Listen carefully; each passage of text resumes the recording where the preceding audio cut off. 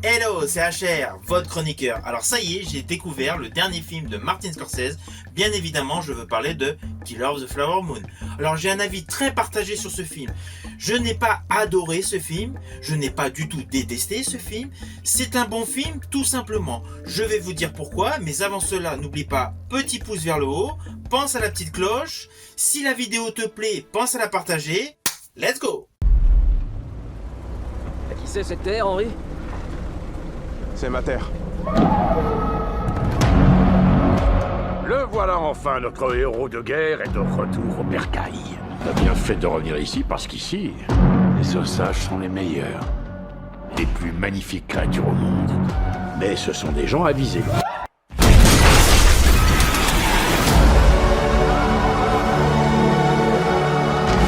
faut que tu restes à ses côtés. Il y a des fois où je me demande si tu m'aimes encore. Bien sûr que je t'aime encore. Alors tue ces hommes blancs qui ont tué ma famille. Et elle a dit qui elle redoutait le plus?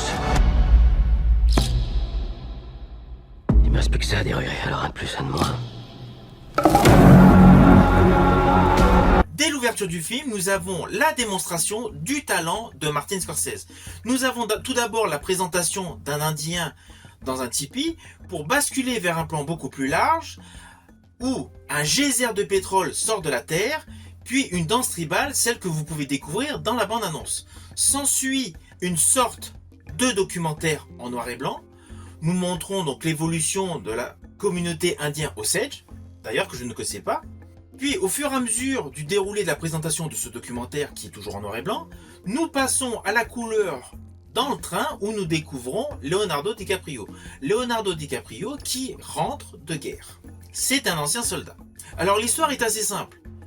Leonardo DiCaprio vient vivre auprès de son oncle interprété par Robert De Niro.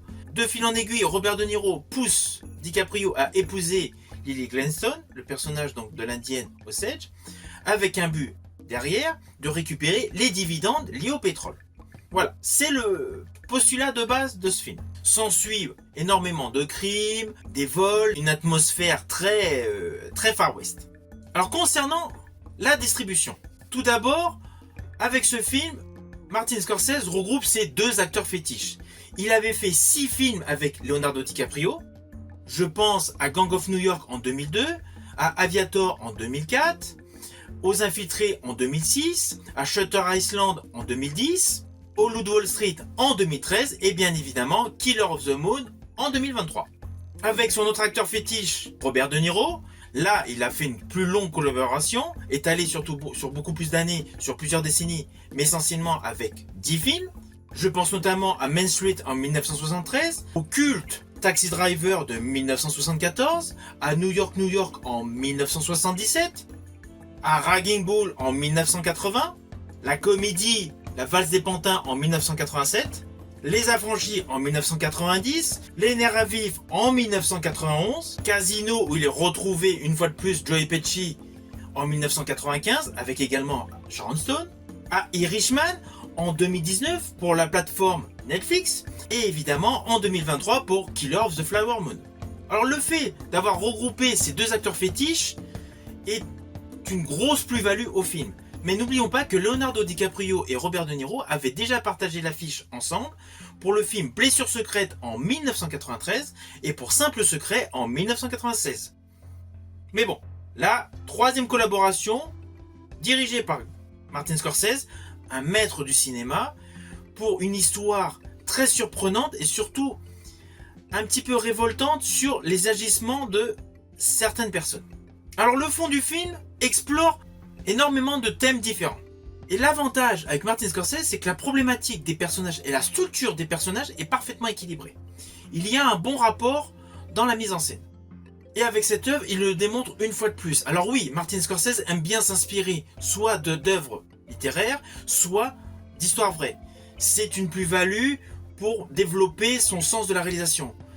Et par rapport à tous les réalisateurs, c'est indéniable, il a un talent très particulier. Mais n'oublions pas qu'avant de devenir réalisateur, il était monteur. C'est ce qui lui confère une particularité dans sa réalisation.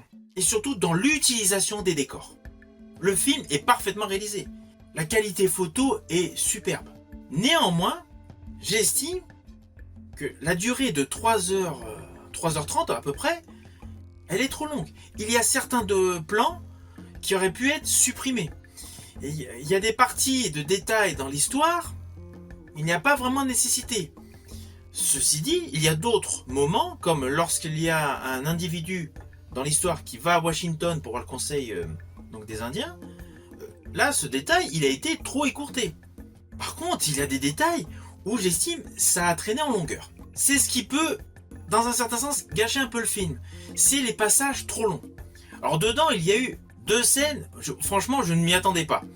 Je ne vais pas trop aller dans les détails, mais il y a une scène d'autopsie dans la nature, ça je ne m'y attendais pas du tout. Elle est parfaitement réalisée, mais je ne m'y attendais pas. C'est comme la scène dans le temple franc-maçonnique, on s'y attend pas. Avec ce film, Martin Scorsese balaye une grosse partie de la culture américaine. Well, we mix these families together, and that estate money flows the right direction. It'll come to us. Shomikasi. That's how you are. I don't know what you said, but it must have been Indian for handsome devil. Alors Martin Scorsese a également rajouté du symbolisme tout au long de son film, ce qui le rend passionnant et touchant. Jadis, il l'avait fait pour 2 autres de ses réalisations, je pense à Silence et antérieurement encore à Kundum. Dans ces films-là, on découvrait une culture différente avec la tristesse, les émotions qu'ils pouvaient ressentir. Et là, avec les Indiens Osage, c'est la même chose. Vous allez ressentir leur faiblesse, leur joie, mais souvent leur tristesse. Tristesse qui est essentiellement occasionnée par un Robert De Niro impitoyable en parrain. Car ici, il a le rôle d'un parrain au Far West. Far West, matinée de polar, c'est clair, mais c'est un parrain. D'un côté, il construit des édifices, il fait des écoles, il fait des aides financières, et il essaie de se donner une bonne image, mais derrière, il veut récupérer le pétrole et les dividendes. Il est impitoyable. Et je ne vais pas aller plus loin dans l'histoire, mais il incarne de nouveau un parrain. Le mal encercle mon cœur.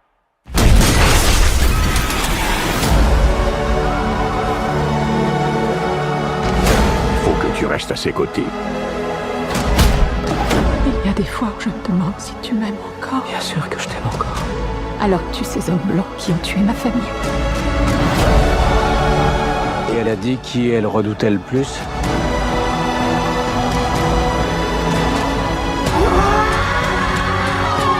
Surtout ne fais pas une chose que tu regretterais pour le restant de tes jours.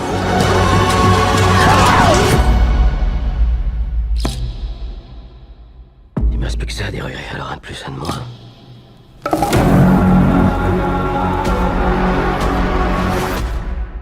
Alors au final, Killer of the Flower Moon est un bon film. Je ne dirais pas excellent, mais c'est un bon film.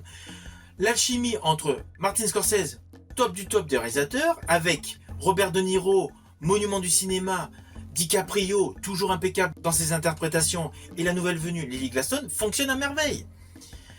La musique colle parfaitement, la photographie est belle, l'utilisation des décors est très bien maîtrisée. Tout cet ensemble est bien. 2 bémols apparaissent, cependant. Je pense notamment à la durée qui est, selon moi, 3/4 d'heure trop long. Et l'autre bémol, c'est les 200 millions de dollars de budget. Ça va être assez difficile de récupérer cet argent. Je pense qu'à cause du budget qui a été utilisé, il risque de devenir un échec. Sinon, l'interprétation et l'histoire est intéressante. Je vous dis à bientôt pour une prochaine chronique.